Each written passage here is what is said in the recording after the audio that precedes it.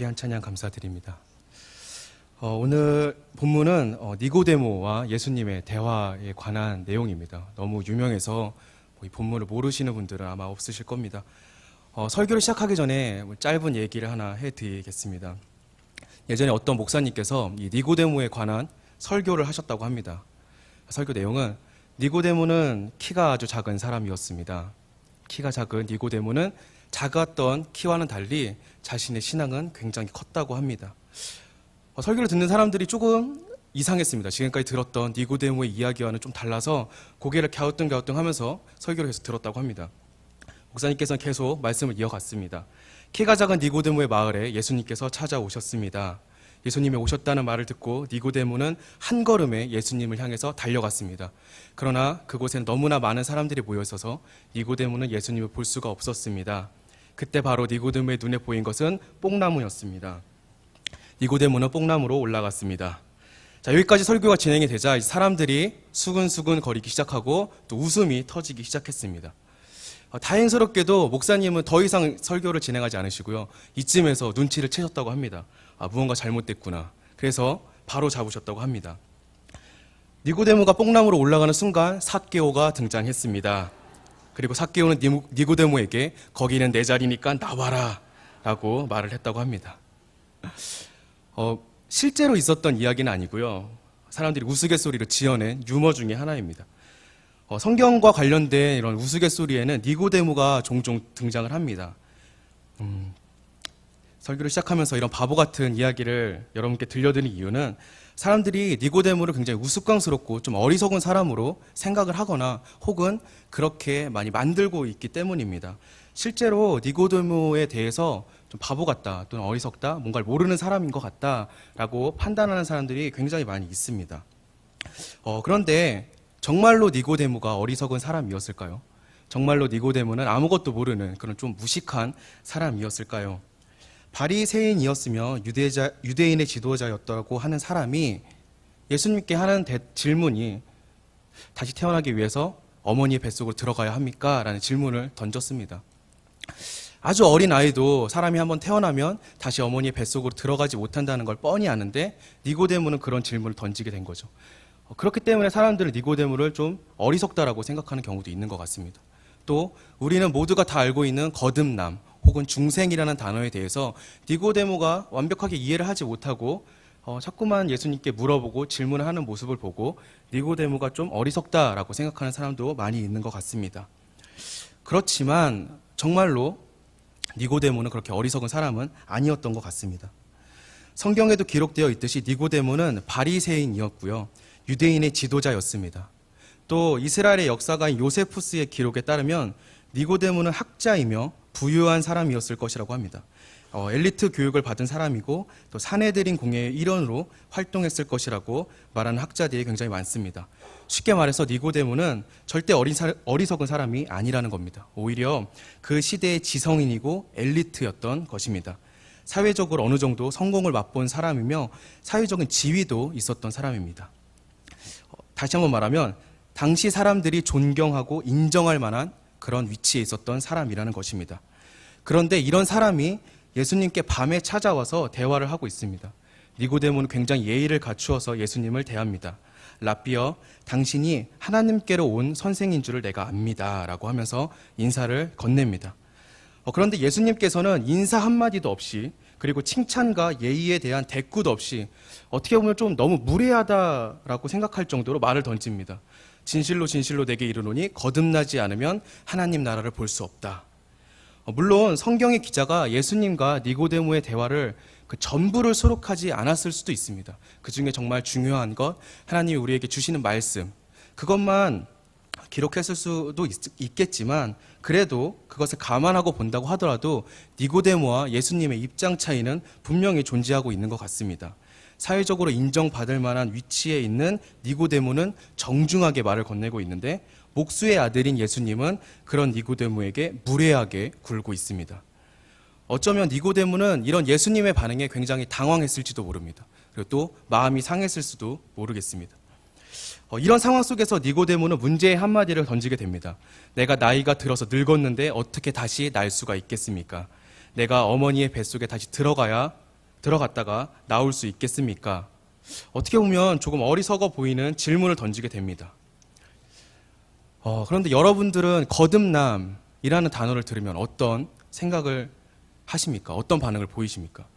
설교나 말씀을 통해서 거듭나야 한다는 이야기를 접할 때 여러분들은 어떤 생각을 하고 계십니까? 무엇이 거듭남인지, 어떻게 해야 거듭날 수 있는지에 대한 고민은 혹시 해보신 적이 있으신지요? 아니면 그냥 그저 자주 듣던 얘기니까 또 당연하게 너무나 자연스럽게 그냥 아무런 고민도 없이 그리고 다시 한 번의 생각도 없이 그냥 그렇게 듣고 계시지는 않으신지 모르겠습니다. 무엇이 거듭남인가? 어떻게 해야 거듭날 수 있는가? 어떻게 보면 이 가장 중요한 그리고 단순한 본질을 알기 위해서 니고데모는 어리석어 보이는 질문을 던진 것입니다. 어리석어 보이지만 그리고 또 어리숙해 보이지만 오히려 날카롭고 핵심을 찌르는 질문이라고 할 수 있겠습니다. 또 다른 면을 생각하면 자신을 무례하게 대한 그 예수님의 반응에 대해서 그런 태도에 대해서 한 방 먹이고 싶은 그런 마음에 조금은 자기를 어리숙해 보이는 질문을 통해서 정말 핵심을 찌르는 그런 촌철살인의 한마디의 질문을 던진 것일 수도 모르겠습니다. 그렇게 우리는 이 이야기를 어리석은 니고데모에게 거듭남이라는 것을 설명해 주시는 예수님이라는 이야기로 받아들여서는 안 될 것입니다. 그래서 저는 두 가지의 질문을 한번 던져보았습니다. 첫 번째는 왜 예수님은 나이가 든 바리새인에게 거듭나야 한다는 말씀을 하셨는가? 두 번째는 왜 니고데모는 어머니의 태에 들어가야 하느냐고 바보 같은 질문을 던졌는가 하는 질문입니다. 먼저 두 번째 질문에 대한 답을 생각해 보겠습니다. 니고데모는 왜 그렇게 바보 같아 보이고 단순한 질문을 했을까요? 아니, 관점을 조금 다르게 말씀을 드리자면 니고데모는 어떻게 그런 바보 같은 질문으로 핵심을 찌르는, 전곡을 찌르는 그런 거듭남의 본질을 건드리는 질문을 할 수가 있었을까요? 모두가 아시다시피 니고데모는 바리새인이었습니다. 바리새인은 어떤 사람들이었습니까? 그들은 누구보다 율법을 지키려고 노력한 사람들이었습니다. 이스라엘의 신앙의 회복을 생각하던 사람들이었고 하나님의 말씀대로 살려고 발버둥 치던 사람들이었습니다. 요세푸스의 기록에 따르면 그들은 의롭게 되기를 원하고 신을 기쁘게 해드리기 위해 노력한 사람들이었다라고 기록을 하고 있습니다. 그리고 동시에 그들은 시장에서 문안받기를 좋아했던 사람들이라고 기록되어 있습니다. 자신들의 금식을 알리기 위해서 시장을 더럽게 하고 씻지 않고 수염을 정돈하지 않았던 사람들, 자신들의 영적 우월감을 가지고 있었던 사람들, 이들은 분명히 이중적인 모습을 가지고 있었던 사람들이고 가식적이고 외식되는 삶을 살고 있었던 사람들이 분명합니다. 니고데모는 이런 가운데 있었습니다. 이런 바리새인들 가운데 있었습니다. 하지만 니고데모는 다른 바리새인들과 동일하게 그저 외식에만 빠져있는 삶을 살지는 않았던 것 같습니다. 물론 그들과 동일하게 그런 삶들을 살았던 것은 분명한 것 같습니다. 율법을 지키려고 했었고 또 사람들에게 문안을 받으려고 했었고 그런 모습들을 보였던 건 분명하지만 그래도 적어도 그런 외식된 모습에만 빠져서 그것에만 정신에 팔려서 그리고 그것이 자신의 의를 드러내는 것이라고 생각하지는 않았던 것 같습니다. 그는 스스로 예수를 찾아왔으며 하나님으로부터 온 선생이라고 고백을 하면서 예수님이 하나님께서 하시는 사람이라고, 하나님께서 함께 하시는 사람이라고 고백을 하고 있습니다. 그는 예수님의 가르침에 트집을 잡으려고 하는 것이 아니라 정말 자기가 궁금한 것, 자기가 알지 못하는 것에 대한 가르침을 받으려고, 배움을 얻어가려고 하고 있었습니다. 물론 예수님의 태도에 당황하기는 했을지 몰라도 그의 태도를 봤을 때 니고데모는 바른 신앙을 가지고 있었고 그것을 지키려고 노력했던 사람으로 보여집니다. 하지만 니고데모는 바리새인들이 지금까지 해왔던 그대로 율법을 지키고 말씀대로 살려고 발버둥 치고 그리고 또 자신의 열심으로 신앙을 지키려고 했을 것입니다. 그렇게 살던 니고데모는 어느 순간 자신을 돌아보았을 때 그런 자신의 삶이 자신이 생각했던 것처럼 흘러가고 있지 않구나라는 걸 느꼈을지도 모르겠습니다. 다른 바리새인들과도 다름이 없이 자신도 그저 다른 사람에게 문화받는 것을 즐거워하고 자신의 의를 드러내는 것을 기뻐하는 그리고 그것들이 하나님께 영광을 돌리는 것이라고 생각하고 있는 그런 다른 바리새인들과 동일하다, 내 모습이 그것과 다름이 없구나라는 것을 느꼈는지도 모르겠습니다. 나의 노력과 열심을 다하여서 살았는데 거룩함과 의로움과는 거리가 있는 자신의 모습을 발견한 것입니다. 아무리 발버둥을 쳐도 달라짐이 없고 변함이 없는 자신의 모습에 뼈저리게 아픔을 느끼며 또 그것에 대한 고민과 걱정을 했을지도 모르겠습니다. 그리고 바로 그 고민과 걱정들을 가지고 예수님을 찾아가게 된 것입니다. 그렇기에 그는 예수님의 말씀에 핵심을 찌르는 질문을 할 수 있었던 것입니다. 내가 이렇게도 살아보고 저렇게도 살아봤는데, 그리고 내가 노력도 해보고 열심을 다하여서 발버둥 치며 살아봤는데 도저히 모르겠다. 도대체 어떻게 해야 내가 하나님의 나라를 볼 수 있는 것이냐? 정말 내가 다시 어머니의 뱃속에라도 들어가야 하나님의 나라를 볼 수 있는 것이냐? 조금은 바보 같아 보일 수 있는 질문은 오히려 그동안 니고데모의 삶이 담겨 있었던, 그리고 니고데모의 걱정과 고민들이 담겨 있었던 질문이었던 것입니다. 자, 이제 첫 번째 질문의 답은 쉽게 나올 수 있습니다. 예수님은 왜 니고데모에게 거듭남에 대한 말씀을 하셨을까요? 왜 하필이면 나이가 많이 든 바리새인에게 거듭나야 한다고 말씀을 하셨을까요? 어쩌면 이런 얘기를 귓등으로도 듣지 않을 것처럼 보이는 사람인데, 그런 바리새인인데 왜 예수님은 이런 얘기를 다른 사람도 아니고 자신을 따르는 제자들이 아니라 그런 바리새인을, 그리고 나이가 많이 든 그 니고데모에게 이런 이야기를 할 수 있었을까요? 바로 니고데모에게는 열심을 부리고 발버둥을 치던 지금까지의 삶이 있었기 때문입니다. 저희 학교 교수님께서 이런 말씀을 하신 적이 있습니다. 10대와 20대는 내려놓을 나이가 아니다. 그들에게는 내려놓으라는 말을 할 필요가 없다. 왜냐하면 그들은 지금 가진 것이 없기 때문에 내려놓을 수 있는 것이 없다. 그렇기 때문에 그들은 주님 앞에 내려놓는 것이 먼저가 아니라 꿈을 꾸고 또 꿈을 향하여서 달려나가야 하는 나이이다. 오히려 나이가 들어서 어느 정도 인생의 경험이 있고 성공을 맛본 사람들이야말로 내려놓을 수 있는 사람들이다. 이들은 세상의 것들이 부질 없는 것임을 알 수 있는 사람들이고, 그렇기 때문에 자신의 손에 들고 있는 것을 내려놓을 수 있는 자리에 있는 사람들이다. 이들이 자신의 손을 내려놓고, 자신의 손에 들고 있는 것을 내려놓고 주님의 손을 붙잡았을 때 진짜 거듭남이 일어날 수 있다. 이때부터 진짜 거듭남이 시작될 수 있다. 오히려 사회생활의 중턱에 있는 40, 50대의 사람들이야말로 진정한 거듭남이 가능하며 또 진정한 거듭남이 필요한 사람들이다 라고 말씀하셨습니다. 니고데모의 삶도 마찬가지였던 것 같습니다. 앞서 니고데모가 어리석어 보이는 질문을 할 수 있었던 것도 바로 그의 노력과 열심이 수반되었던 것이라고 말씀드렸습니다. 예수님께서도 바로 이 점을 놓치지 않으셨던 것 같습니다. 하나님의 나라를 보기 위해 발버둥을 쳤지만 하나님의 나라를 볼 수 없었던 니고데모야말로 거듭남이 진실로 필요했던 사람이고 거듭남이 진정으로 가능했던 사람이었던 것입니다. 그렇기에 예수님은 바리새인이었던, 그리고 나이가 많았던 니고데모에게 거듭나야 한다는 말씀을 하고 계신 것입니다. 그렇다면 우리는 어떻습니까? 우리는 거듭날 준비가 되어 있습니까? 우리는 하나님의 은혜를 경험하고 사는 사람들입니다. 그리고 하나님의 사랑을 말하고 사는 사람들입니다. 그런데 때때로 우리는 하나님의 사랑과 은혜를 너무 값싼 것으로 만들 때가 있는 것 같습니다. 싸구려 은혜를 만드는 경우가 종종 있는 것 같습니다. 하나님의 귀하고 무조건적인 은혜라는 말에 우리는 때로는 아무 생각도 그리고 아무 걱정도 없이 살아가고 있는 것 같습니다. 우리는 어차피 하나님께서 붙잡아 주시는 하나님의 자녀라는 생각에 조금은 아니란 생각으로, 그리고 아니란 태도로 이 세상을 살아가고 있는 것 같습니다.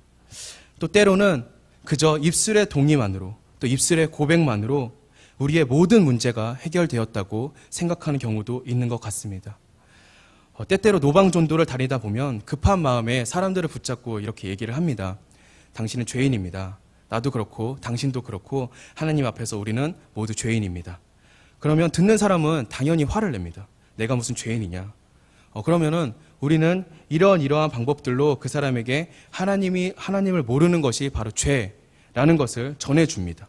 그럼 그 사람은 그렇군요. 내가 하나님을 모르는 것이 죄이군요 라고 대답하는 경우가 종종 있습니다. 그럼 그렇다면 그 사람이 정말 자신이 죄인임을 깨달은 것일까요? 정말 진심으로 자신이 죄인임을 깨달은 것일까요? 어쩌면 아닐 것입니다. 그 자리를 피하고 싶어서, 또는 얘기가 길어지는 것이 귀찮아서 그래요 맞네요, 맞네요 라고 하는 경우가 굉장히 많이 있을 것입니다. 그러면 우리는 그 사람에게 영접 기도를 따라하라고 합니다. 그럼 구간주처럼 그 사람은 우리 영접 기도를 따라합니다. 그럼 우리는 그분에게 자 이제 당신은 하나님에게 자녀가 되었습니다. 거룩한 하나님의 자녀가 되었습니다. 자 감사합니다. 사랑합니다. 라고 그 자리를 떠납니다. 어떻게 생각하십니까? 그 사람이 정말 하나님의 자녀가 되었다고 생각하십니까? 그저 우리의 기도를 한번 따라했을 뿐인데 그 사람이 정말 새 사람이 되었다고 생각하십니까? 물론 노방전도를 하지 말자는 얘기가 아닙니다. 전도가 필요 없다는 얘기도 아니고요. 그런 과정들이 필요하지 않다. 그런 과정들 다 쓸모없다라는 얘기가 아닙니다. 오히려 노방전도 더 해야죠. 그런 분들에게 나아가서 복음을 제시해야죠. 한 사람이라도 더 만나서 그들에게 하나님의 사랑을 전해야 되는 게 분명합니다. 왜냐하면 전도는 우리가 하는 것이 아니라 성령님이 하는 것이기 때문입니다. 우리는 그저 전할 뿐 그 가운데서 성령님이 역사하시는 그 현장이 바로 전도의 현장입니다. 그렇기 때문에 전도는 중요한 것입니다. 가서 해야 합니다. 제가 말씀드리고 싶은 것은 정말 하나님의 백성이라는 그 칭호를, 하나님의 자녀라는 그 말을, 그리고 거듭났다라는 그 귀한 말을 정말 가슴 떨리고 눈물을 흘리면서 말해도 부족한 그 복음의 말들을 우리는 때로는 너무 가볍게 던지고 있지는 않느냐는 것입니다. 너무 쉽게 던져주고 그리고 너무 쉽게 그 사람이 받아들였다고 생각하면서 그 자리를 떠나고 있지는 않는지 한번 돌아볼 필요가 있다는 것입니다. 아무것도 하지 않았음에도 그렇게 정말 아무런 노력이 없음에도 우리는 새 사람이 될 수 있다고 생각하십니까? 마태복음 5장에서 예수님께서 우리에게 너희의 의가 바리새인과 서기관의 의보다 낫지 못하면 천국에 들어가지 못한다라고 말씀하셨습니다. 그렇다면 우리의 의가 바리새인과 서기관들보다 더 커야 될 텐데 우리는 바리새인들처럼 의롭게 살기 위해서 노력하고 있습니까? 바리새인들은 한 주에 2번 금식했고 소유의 10분의 1로 주위의 어려운 이들을 구제하는 사람들이었습니다. 그들은 율법을 문자적으로 지키기 위해 노력한 사람들이었습니다. 안식일에는 옷에 찔려있는 바늘도 빼지 않았습니다. 우리는 이들처럼 하나님의 말씀을 지키기 위해서 노력하고 있습니까?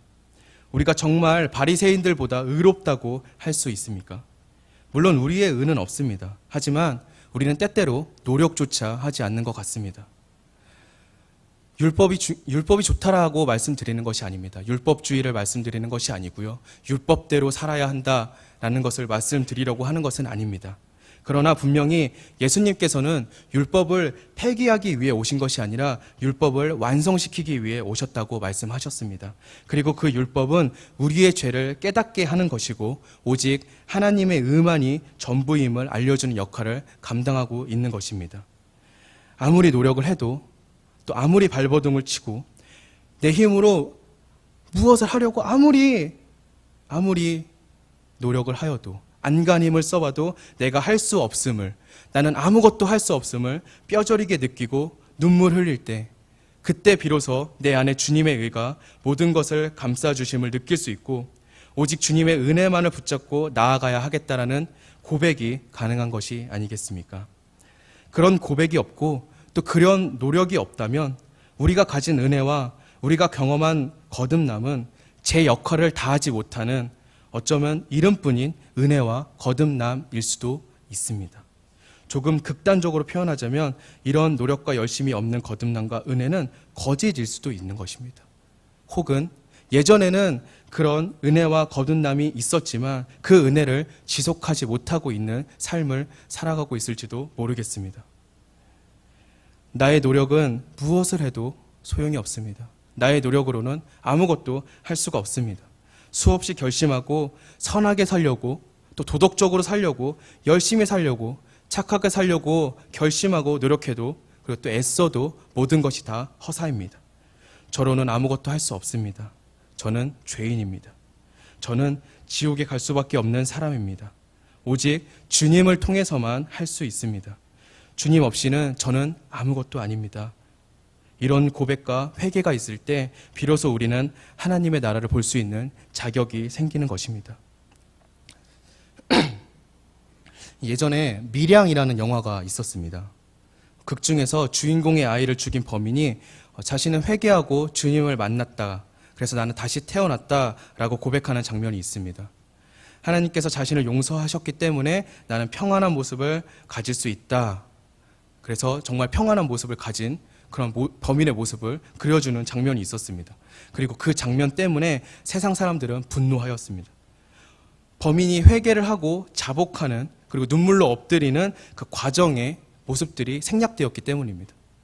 범인이 회개하는 모습, 눈물로 기도하는 모습, 정말 주님 앞에 엎드려서 주님 나는 죄인입니다 라고 고백하는 모습은 생략된 채 그저 주님을 만난 그 결과만을 비춰주는 모습 때문에 세상 사람들은 분노하였습니다. 세상 사람들도 거듭나기 위해서는 엄청난 노력과 열심히 수반되어야 된다고 생각하고 있는 것입니다. 뒤에 숨겨져 있는 아프고 힘든 시간들과 노력과 열심, 이것들이 가득한 시간들이 없으면 안 된다고 생각하는 것입니다. 세상 사람들조차 하나님의 사랑과 은혜가 값싼 것이 아님을 알고 있는 것입니다. 오히려 그것을 싸구려처럼 생각하는 이 시대의 신앙인들을 향해서 지적하고 비난의 손가락질을 하고 있는 모습을 볼 때가 있습니다. 그런데 정작 우리는 하나님께서 거저 주신 은혜에 너무 익숙해져 있기 때문에 세상 사람들의 그런 시선들에도 충족을 시키지 못하는 모습들을 많이 보여주고 있는 것 같습니다. 하나님의 뜻대로 살아가려는 고백은 많이 있지만 정말 그대로 살아가려는 노력과 열심은 조금 부족한 것 같습니다.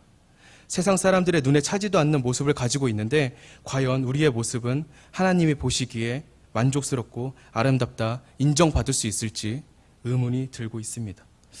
우리는 스스로가 하나님의 은혜와 사랑의 격을 떨어뜨리고 있는 것은 아닌지 다시 한번 생각해 봐야 할 것입니다. 우리에게 정말 우리를 철저하게 돌아보는 회개가 있었습니까? 혹시 입술의 동의만으로 하나님의 자녀가 되는 권세를 받았다고 착각하고 있는 것은 아닙니까? 이 모든 것은 저를 향한 고백이기도 하고 또 저를 향한 질책이기도 합니다. 부디 용서하고 들어주시기 바랍니다.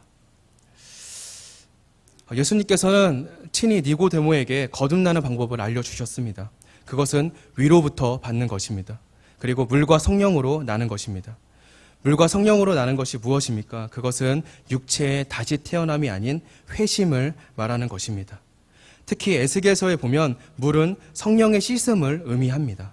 그렇기에 우리는 거듭남이 바로 성령을 통해 가능하다는 것을 알 수 있습니다. 우리가 성령을 어떻게 받을 수 있습니까? 답은 너무나 간단합니다. 바로 예수 그리스도를 통해서입니다.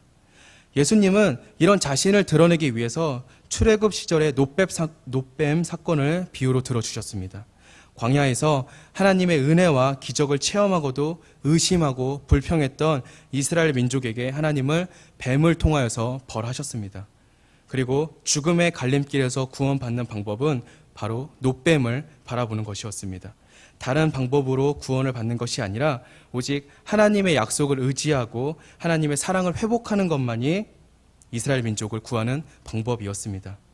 그처럼 우리는 십자가에 달리신 예수님을 바라봄을 통해 구원을 받을 수 있습니다. 그 예수님을 바라봄을 통해 성령을 받을 수 있습니다.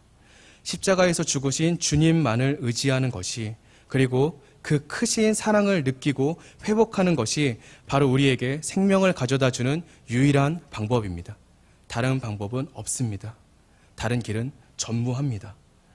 그렇기에 우리에게는 십자가에 달리신, 그리고 우리를 위해 죽으신 예수님을 바라보는 믿음과 행동이 필요합니다. 온전히 그분을 의지하고 그분께 맡기는 신앙이 필요합니다. 나의 힘으로는 불가능함을 절실하게 깨닫고 오직 주님만이 가능케 하시는 분임을 인정하는 것, 그리고 절실하게 어린아이처럼 온전히 주님께 믿고 의지하고 매달리는 그 모습, 그런 신앙이 우리에게는 필요한 것입니다. 그리고 바로 그런 모습을 가졌을 때 비로소 우리는 거듭날 수 있는 것입니다. 하나님은 우리를 사랑하시기 때문에 우리가 무슨 일을 하더라도 괜찮다. 이것은 너무나 어린 신앙입니다. 하나님께서는 우리가 고개를 들어 노뱀을 바라보듯이 하나님을, 주님을 바라보기를 원하고 계십니다. 우리는 고개를 들어서 주님을 바라보는 열심과 믿음이 필요합니다. 우리 스스로가 눈을 들 때 비로소 주님을 만날 수 있는 것입니다. 주님의 은혜가 모든 것을 해결해 줄 것이야. 그러니까 우리는 아무것도 안 해도 돼. 라는 믿음이 아니라, 그런 신앙이 아니라, 물론 주님의 은혜는 모든 것을 가능케 하지만 그것이 우리의 손을 놓고 아무렇게나 살아도 주님께서 다 해결해 주실 것이야 라는 믿음으로 빠져서는 안 될 것입니다. 우리가 무슨 삶을 살든 상관이 없다는 것이 아니라 주님을 바라볼 수 있는 기회와 은혜가 주어졌을 때 우리의 손을 내밀어서 그 기회를 붙잡고 또 주님을 바라볼 수 있는, 또 주님의 말씀에 순종할 수 있는 그런 행동을 가져야 할 것입니다. 물론 니고데모에게 무지함이 없었던 것은 아닙니다. 니고데모가 찾아온 밤과 같이 니고데모는 무지했습니다. 그는 빛으로 오신 예수님을 알지 못했습니다.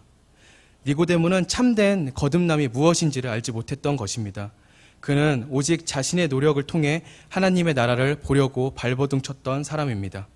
그 당시에 바리새인들이 모두 그랬던 것처럼 니고데모 역시 그런 사람이었습니다. 그가 예수님께 했던 인사와 고백에서도 알 수 있습니다. 니고데모는 예수님이 하나님의 보내신 선생이라고 고백을 하고 있습니다. 하지만 그는 예수님이 이 세상에 밝히시는 빛임을, 그리고 하나님의 아들임은 미처 알지 못하고 있었습니다. 빛은 어디서나 볼 수 있습니다. 빛으로 오신 예수님은 누구나 알 수 있습니다. 그러나 그런 예수님을 알지 못하는 무리가 있습니다. 바로 어두움 가운데 있는 사람들입니다. 어두움 가운데서는 빛을 볼 수 없습니다. 빛이 어두움 가운데로 들어오면 더 이상 어두움은 존재할 수 없습니다. 그렇기 때문에 어두움과 빛은 공존할 수 없습니다. 니고데모는 아직 예수님을 알지 못했었기 때문에 어두움 가운데 거하는 사람이었습니다. 그가 예수님을 찾아온 밤과 같이 그는 아직 빛을 알지 못하는 어두움 가운데 있었습니다. 그 당시에 많은 사람들이 그러하였듯이 니고데모 역시 하나님을 알지 못하는 어두움 가운데 살고 있었습니다.